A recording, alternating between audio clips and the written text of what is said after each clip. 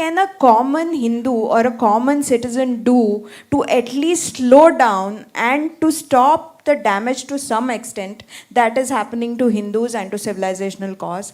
Is there a practical action plan that we can adopt? And how do we win this civilization battle in the long run when we know that demography is destiny?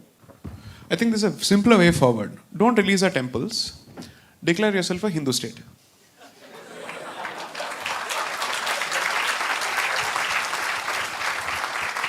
You can't have it both ways. That's it.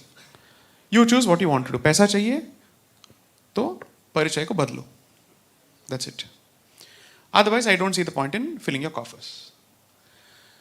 This is not a facetious statement. I'm making this very, very seriously. Because then we will have to confront the absolute worst of values inherited from the West, secularism. Then you'll have to confront that.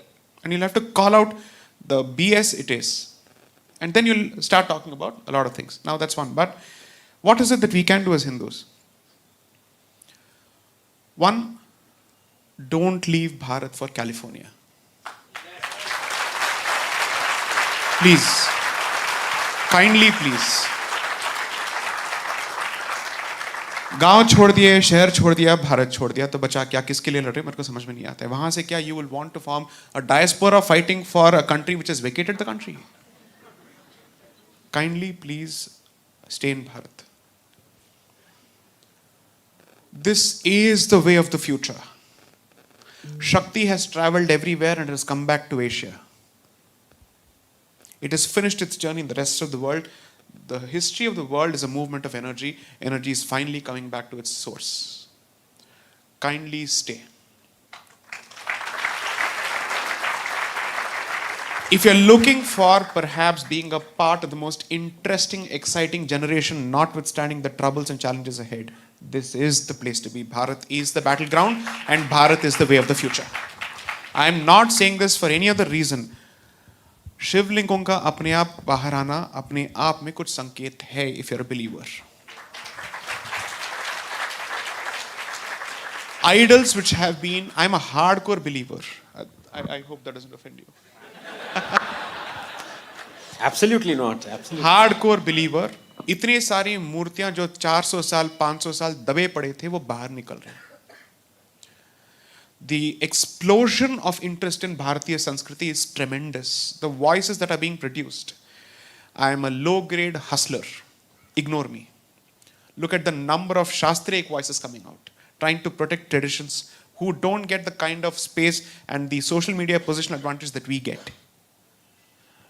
So, these are signs. And Dharma believes in cosmic signs. I cannot ignore that. 3.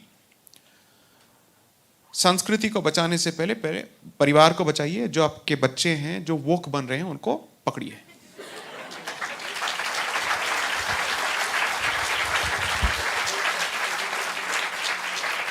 Because the motto of the left is you have power, we have your children. And they're investing in the future heavily. The rubbish from the United States has been refused by France, but India still doesn't have the guts to refuse it. I will never subscribe to gender-specific binary, non-binary pronouns in my life. I will never do this.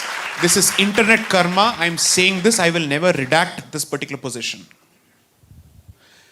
As a Sanskriti that has dedicated temples for transgenders, which has celebrated in its own way, I don't need to learn your refuse. One, you don't need to teach us how to treat these people. They are our people. The worst of terms which are used to address them don't come from Hindi, they come from Urdu. Therefore, we have our own ways of, let's say, looking after our people. 3, at least at home, have a 3-tier system wherein the Matrubhasha finds some space. Please do. I will tell you the extent of my own coloniality. How seeped we are in English. 2 days ago, when I was actually trying to buy something on Amazon. For some weird reason, it switched to Hindi. It was such a clutter and irritating clutter in my head. And I said, what on earth is this?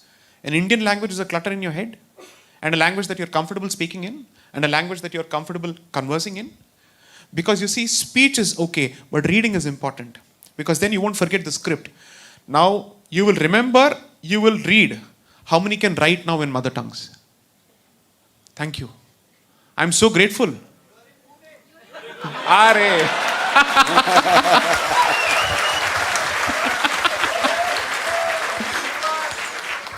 And force your native press to not simply transliterate English words in Marathi or Hindi. Computer ko computer mat bolna. I'll tell you why I'm so proud of Tamil language chauvinism. I'll say this. Let me just answer this question, and I hope I don't offend sentiments here. If I do, that's okay. The point is, the Dravidianists see Tamil Brahmins as Aryans. And we are castigated left, right, and center. Whereas all the prime literature has come from the Tamil Brahmanas. Subramanya Bharati, who they worship, is my distant relative.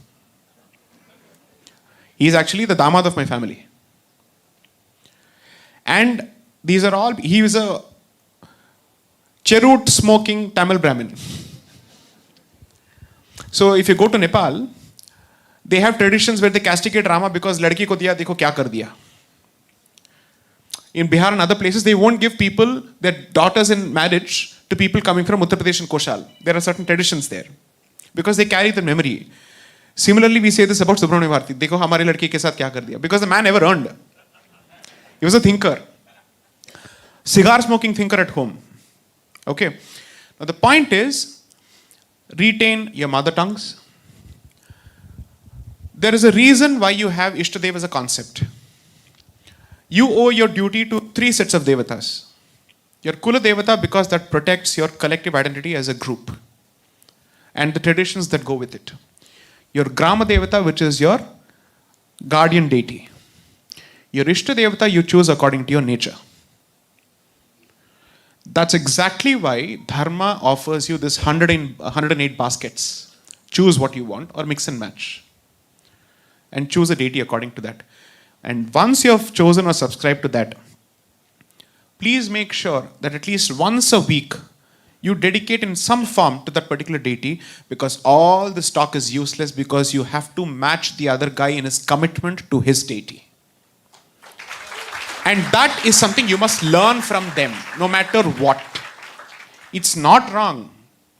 He is wrong because his point of view is against us. And he has positioned himself as matter and antimatter. But our commitment is where we are fundamentally, let's say, it's a shaky wicket. So in a previous talk somewhere I said this, the principle is what I'd call the SIP principle. Spiritually fit, intellectually fit, and certainly get physically fit. Make one trip to Israel and you'll realize not one gentleman I saw there had a punch. Once I came back, I realized kuch na kuch to karna padega. I can't go like this. So each of these components are important because it makes a difference. One of the reasons that Guru Gobind Singh specifically had physical attributes for the Khalsa, especially the beard, is to invite and invoke fear. The Kada was a sign of metal and Kshatra. They still call the weapon, the art of learning weapons in their own corrupted form, Shastra Vidya. It's nothing but Shastra Vidya. So my suggestions would be the following. Hinduism, as Rawatji said, unlike Islam, is rooted to a particular bhumi, which is why you pray as you worship to the bhumi as well. It's a consecration that happens with every ritual, so protect and stay. This is your land. Others can leave because it's not their motherland. This is our Mata. You can't leave. 2, protect your children, your language, and we don't have the voluntary concept of zakat, fortunately so. 10% to any organization that does service for dharma in some way. Hindu hai to bandhu hai is the bottom line. Thank you.